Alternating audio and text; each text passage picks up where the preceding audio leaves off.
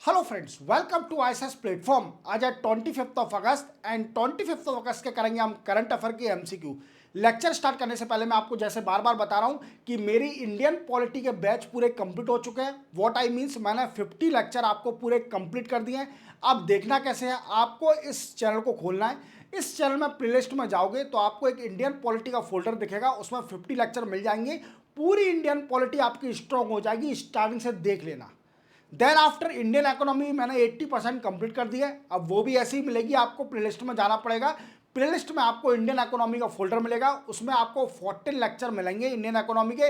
वो बड़े हैं बट डिटेल में हैं। क्लियर, देख लेना। चलते हैं। ये वीडियो सुबह 7 बजे आता है, याद रखना, एक्सेप्ट संडे। संडे को ये वीडियो नहीं आता है और हर दिन आपको ये वीडियो मिलेगा 7 बजे मॉर्निंग में। जैसे उठो वैसे इस वीडियो को देखो। चलते हैं। Which state of India become first fully digitally literate state. ये पूछा कि बताइए हमारे इंडिया की कौन सी पहली स्टेट बन गई है जो कि पूरी तरह से डिजिटली लिटरेट स्टेट है। तो डेफिनेटली केरला ही आती है नंबर 1 पे।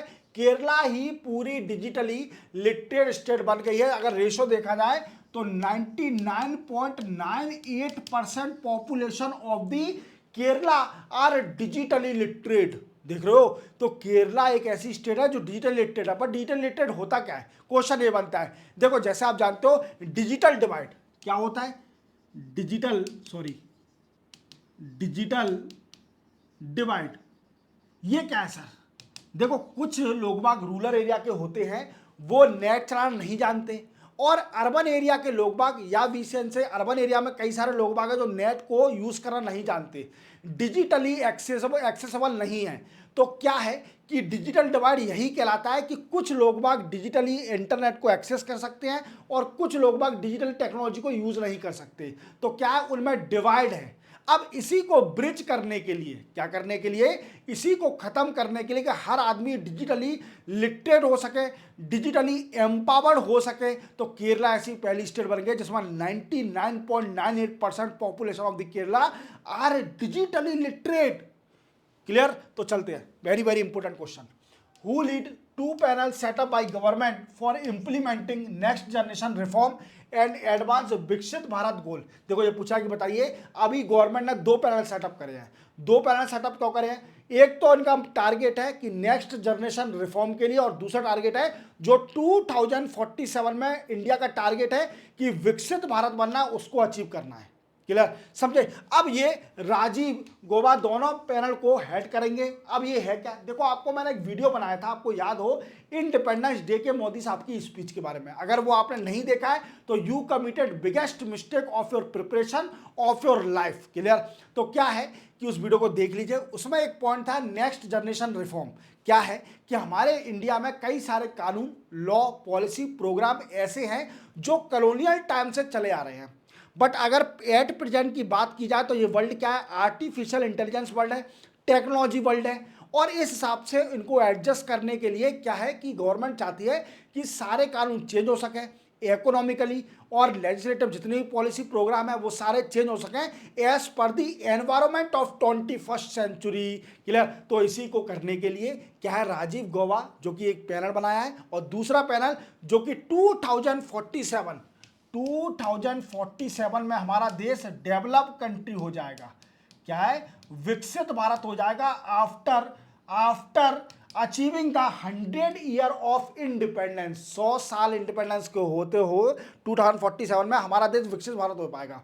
पर हो नहीं पाएगा। क्यों नहीं हो पाएगा, ये मेरा कहना नहीं है, ये कह रहा है नीति आयोग के सीईओ BVR सुब्रमण्यम का। उन्होंने बोला कि अगर इंडिया को 2047 में विकसित भारत बनना है तो उसको एनुअली 8% की जीडीपी चाहिए। और हमारे इंडिया के भी जीडीपी क्या है, 6.5%, 6.6%। तो दैट्स वाई। क्लियर। तो ऐसे ये 2 गौबा बने हैं, 2 पैनल बने हैं जो कि राजीव गौबा इसको हेड करेंगे।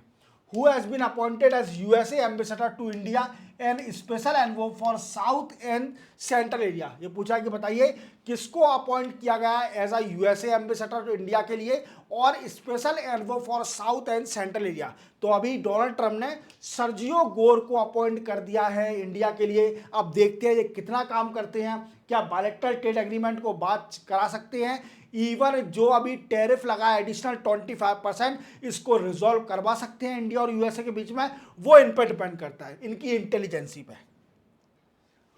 Who has been re-elected as president of Advertising Agency Association of India? ये पूछा कि बताइए कौन अभी री-इलेक्ट हो गए president as advertising agency association of India? वो गए श्रीनिवास के स्वामी, फिर से प्रेसिडेंट बन गए और 2025 और 26 तक ये रहेंगे। क्लियर, एक साल का इनका टेन्योर फिर से रहेगा, याद रखना, वेरी वेरी इंपॉर्टेंट। और ये एजेंसी क्या है? ये जितने भी एडवर्टाइज आते हैं आपके टीवी पर, उनकी पेरेंट ऑर्गेनाइजेशन है, उनको रेगुलेट करती है। Who will inaugurate Semicon India 2025? Semicon India होने जा रहा है और वो कब होगा? 2 सितंबर से स्टार्ट होगा और न्यू दिल्ली में होगा। क्लियर, न्यू दिल्ली में होगा और इसको इनॉग्रेट करेंगे हमारे मोदी साहब। और इसकी थीम भी याद रखो, थीम इसकी क्या होगी? Building next semiconductor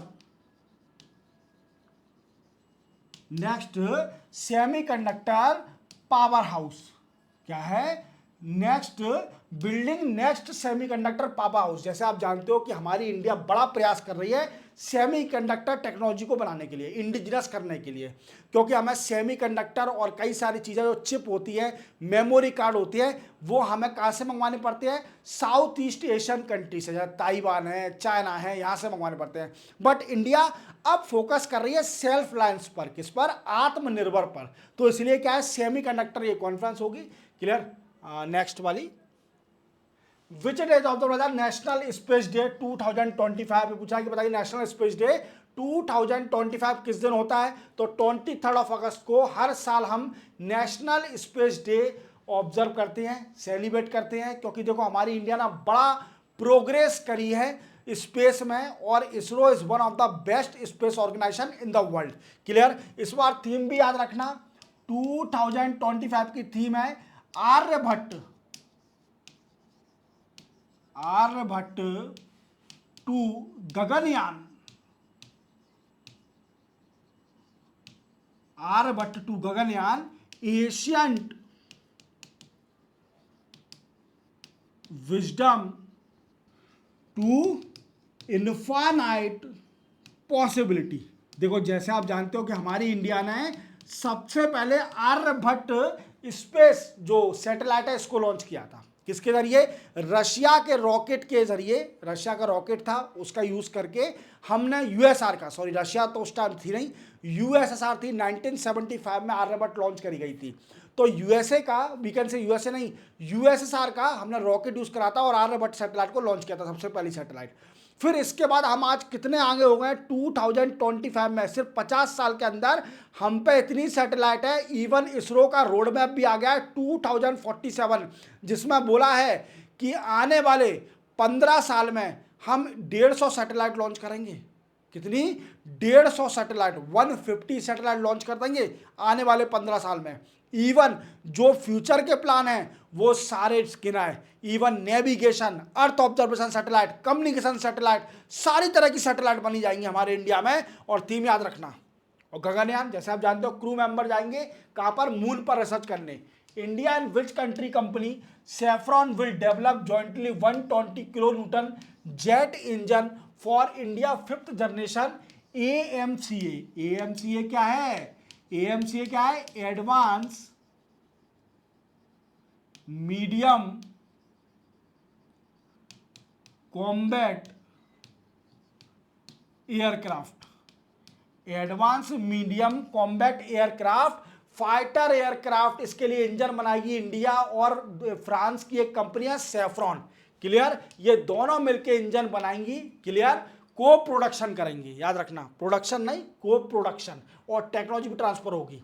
which public sector bank of India launch centre of excellence for MSME, micro medium small and micro, we can say micro small and medium enterprise at it state bank academy in Gurgaon. देखो अभी क्या है कि state bank ने अपने academy में, we can say state bank, SBI कर लेना यहाँ पर, ठीक है, ऑप्शन हो गया, हट गया।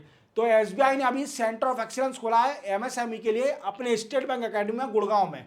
अब ये करेगा क्या, जैसे आप जानते हो कि हमारी इंडिया एमएसएमई पर बड़ा डिपेंड है, एक्सपोर्ट में हर चीज़ में डिपेंडेंट है, इसलिए क्या है एमएसएमई को प्रोग्रेस देना और उन्हें बढ़ाना, वी कैन से इंक्रीज करना, एनहांसमेंट करना उनका प्रोडक्शन, तो ये रिस्पॉन्सिबिलिटी गवर्नमेंट की है और ये responsibility state bank of India भी ले रही है क्योंकि वो पब्लिक सेक्टर बैंक है।